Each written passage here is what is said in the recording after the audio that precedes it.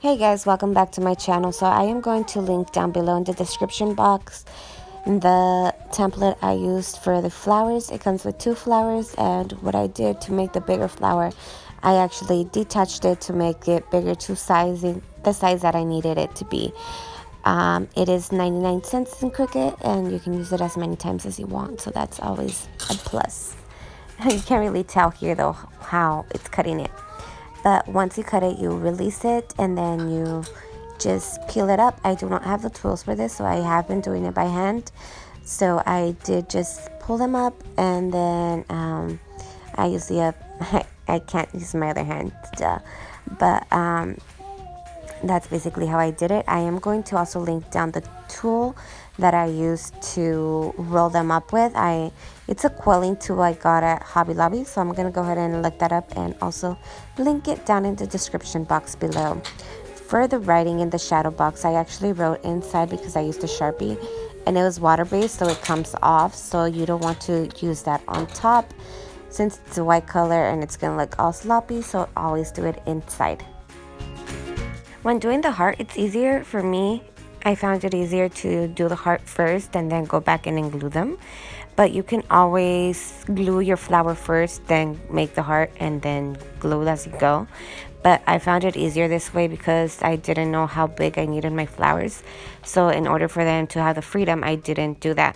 And also, I am not showing you guys how I did the writing because this is for a client and I don't want her husband to see it.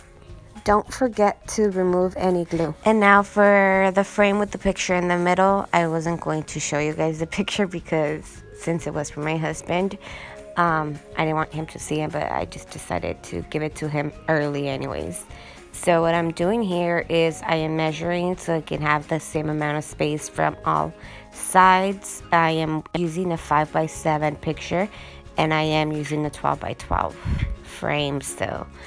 I calculated it on the ruler that I needed 2.5 from one side and 3.5 from the other side. Once that is done, I am going to go ahead and trace over or draw on where the picture is going to go. So I don't glue the picture on first because I don't want any glue from the flowers to get on the picture and then ruin it.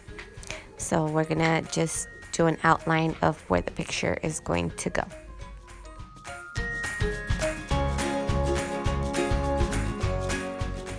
So on this frame, I glued the bottoms of the flowers. I just didn't glue them onto the frame because I wanted to have the freedom of moving the flowers around so I can kind of have them color coordinated, of course. I did not want them to have the freedom to open up way too much because then I wasn't going to have enough space for the other flowers, or they were just going to be too crowded, and I did not want that for this picture frame.